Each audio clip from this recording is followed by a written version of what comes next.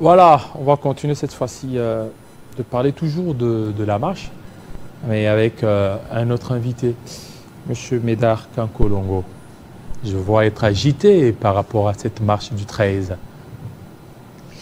Jean-David, merci pour l'invitation. Je suis un habitué de marche. Nous avons combattu l'ancien système. Et moi, je pense que marcher, c'est un droit garanti par la Constitution. Je serai agité pourquoi? Au contraire, je pense que nos amis ne font qu'exercer leur devoir reconnu par la Constitution. Donc, je crois qu'ils se réunissent. Et comme quelqu'un disait, il n'y a rien de nouveau sous le soleil. Lorsque j'ai vu maintenant Matata qu'on est en train d'embarquer sans cravate rouge, je pense qu'il doit aller mollo, on risque de le laisser tomber. Comment laisser tomber? Parce que c'est pas facile. Mais quand tu sais qu'il marchait, quand il était encore vieux, il pouvait marcher. Matata est jeune. Non, je le souhaite. Il y a Matata, Moïse Katumbi qui vous fait peur. Je pense que cette fois-ci... Qui vous donne des insomnies, vous n'arrivez pas certainement à bien se reposer quand vous pensez à Katumbi, Moïse. Bon, ça j'apprends chez M. Jean-David. Katumbi peut maintenant marcher librement parce que autrefois sous Kabila, il avait dit qu'on lui avait piqué une piqûre et il avait fui le Katanga. Mais aujourd'hui, avec cette liberté d'expression que Tshisekedi a en République démocratique du Congo, les gens peuvent marcher librement. Je dis si bien, ce sont des dispositions prévues par la Constitution. Avoir peur de Katumbi, parce que Katumbi a fait quoi? Nous avons Mais Katumbi a quitté l'Union sacrée alors qu'il avait ses ministres qui occupaient certainement des grandes fonctions, mais il a quitté, ce qui montre que c'est un véritable homme d'État, contrairement à certains. Alors, et moi je pense qu'on ne peut pas se jouer, clochardiser notre peuple jusqu'à ce niveau. Vous avez été avec Kabila, gouverneur, et je vous avais dit autrefois, lorsque vous posez la question à M. Daniel Ngoyimou, qui a envie, laissez-moi, Jean-David, vous ne voulez pas, je parle de M. Katumbi, laissez-moi. Non, je vous dis ceci, parce que vous parlez et vous avez dit qu'on a peur de Katumbi. Dis-moi quel est cet homme politique qui soit resté stable. Voilà.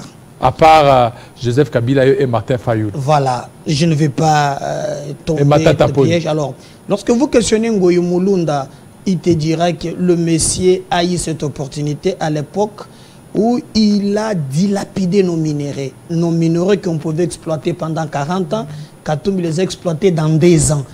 C'est lui qui a bradé nos minéraux. Et d'ailleurs, du temps de Kabila, il faut poser la question, il te dira par exemple, à l'époque, on lui donnait un carré minier à 100 000 $, qu'il pouvait revendre le lendemain à 2 millions de $. Alors, vous me dites, moi, sur ce plateau, que Médard Kankolongo peut avoir peur de quelqu'un qui a pillé, ruiné la République. Non.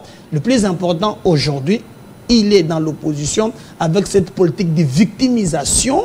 Il n'y a que lui, les autres sont mauvais et le peuple n'est pas dupe. Pour moi, dans cette galaxie oppositionnelle où je vis tout le monde, vous avez cité le cas de Fayoulou. Fayoulou nous a dit, selon ses enquêtes, le l'escroquerie du siècle, c'est le l'escroquerie de Bukangalonzo. Aujourd'hui, là, avec Matata, cette inconstance de la classe politique. Ça, c'est la politique. Bon, revenons d'abord. Maintenant, vous avez vu... Écoutez, maintenant, au niveau de l'Union sacrée. Union sacrée d'abord. Revenons d'abord au niveau. C'est bien de vous attaquer à l'opposition. Mais au sein de votre classe politique, Jean-Pierre Bemba l'a dit, il a trouvé l'amateurisme d'abord. Là, vous ne voyez pas. C'est-à-dire que l'amateurisme des gens ou des personnes qui travaillent avec le président Félix Tshisekedi. Voilà, les gens comprendront que Jean-David fait tout parce que je voulais montrer cette histoire. De quoi? Quelle histoire? Cette galaxie oppositionnelle. Il y a aussi cette galaxie de l'Union sacrée. C'est l'ensemble de tout. Alors, pour parler de l'Union sacrée, moi je pense que Jean-David Kilo, c'est un journaliste que je respecte. Mbemba aurait dit cela, Jeune Afrique. Non, alors, pas que, ça c'est Jeune Afrique qui a rappelé. Alors, je vais poser la question à quiconque. Moi, j'ai fouillé Jeune Afrique. Je lis Jeune Afrique. Je n'ai pas vu l'interview de Bemba. Est-ce que vous êtes abonné sur Jeune Afrique? Je vous dis... Je vous pose la question, est-ce que vous êtes abonné? c'est pas sur ces plateaux. Si vous vous êtes abonné... Non, parce que le problème, c'est quoi?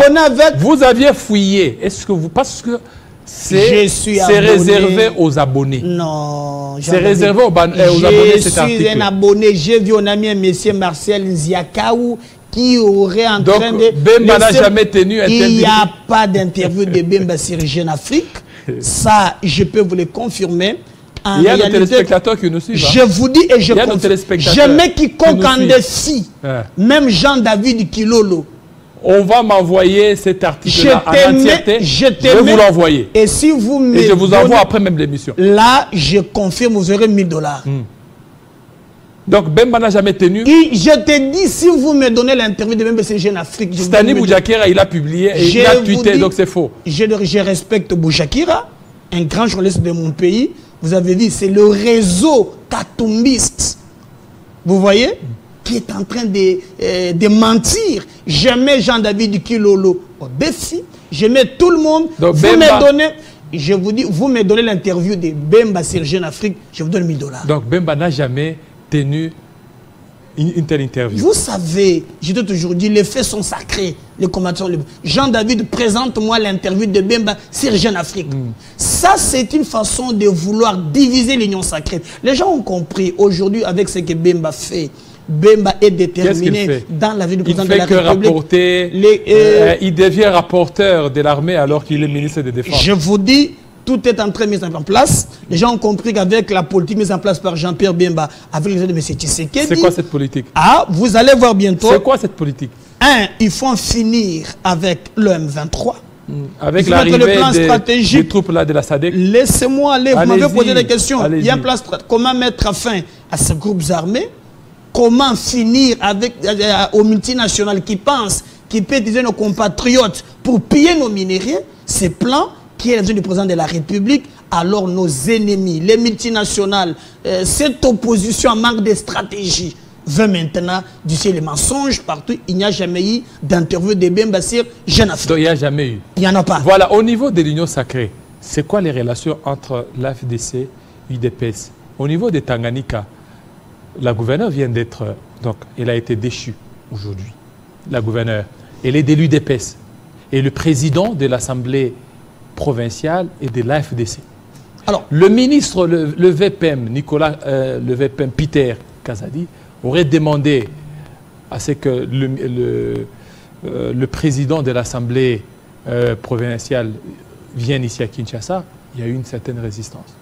Alors, Jean-David, laissez-moi le temps de m'exprimer. Nous, au niveau, je suis allié de l'AFDC, le président statutaire, le professeur Modeste Batulukwebo, nous exhorte de travailler pour la réélection de notre candidat, qui est M. Félix Antoine Tshisekedi Tshilombo.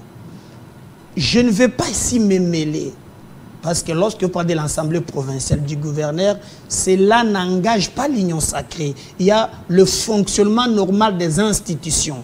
S'il y a eu des couacs, je pense que le ministre de l'Intérieur, qui a ses prérogatives, trouvera les moyens pour mettre de l'ordre.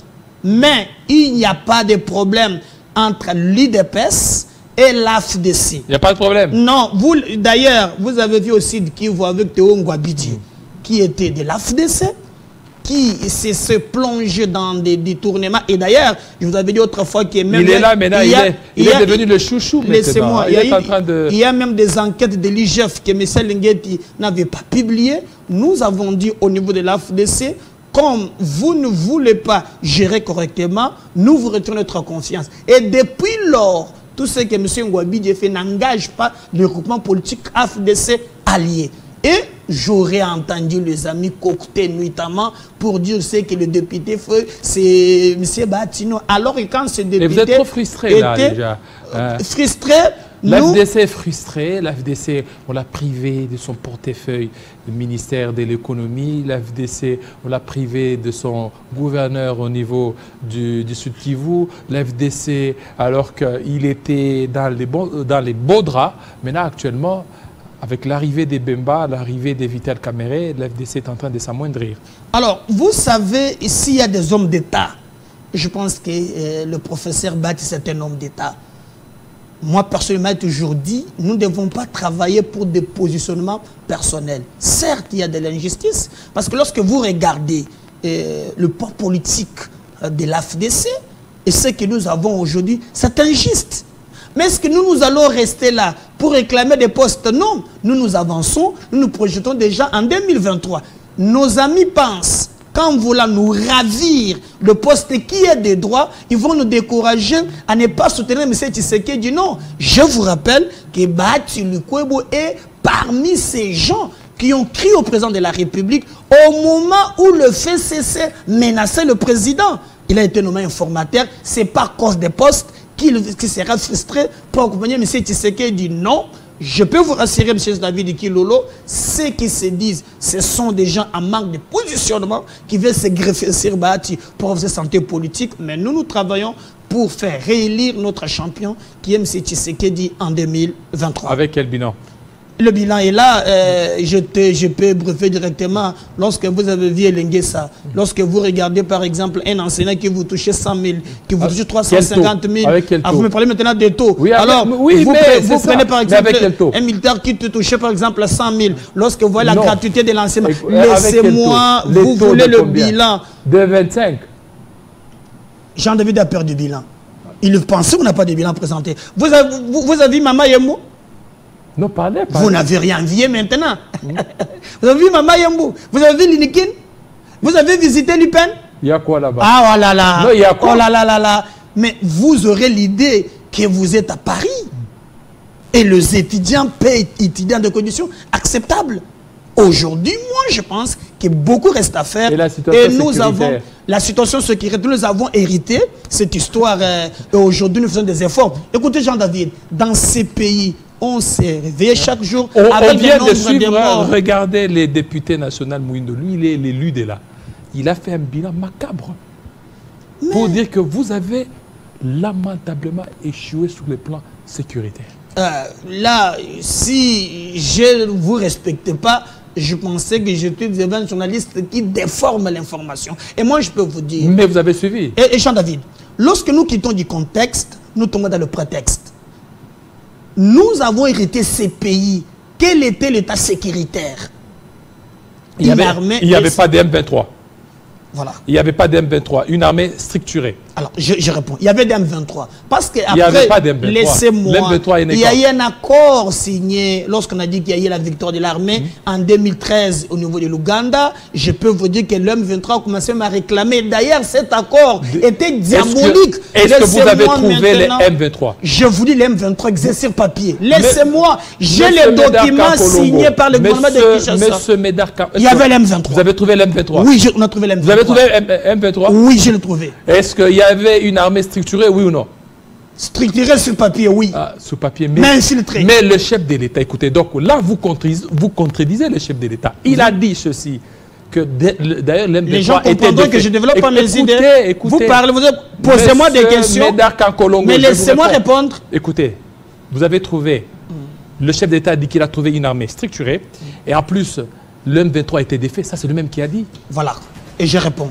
Nous avons trouvé l'M23, c'est papier, l'armée c'est papier, oui, et je vous dis, l'armée est infiltrée. N'oubliez pas que cette armée, c'est une armée ici de mixage et de brassage. Aujourd'hui, le président de la République, nous avons des recrutements, nos militaires, aujourd'hui bien payés.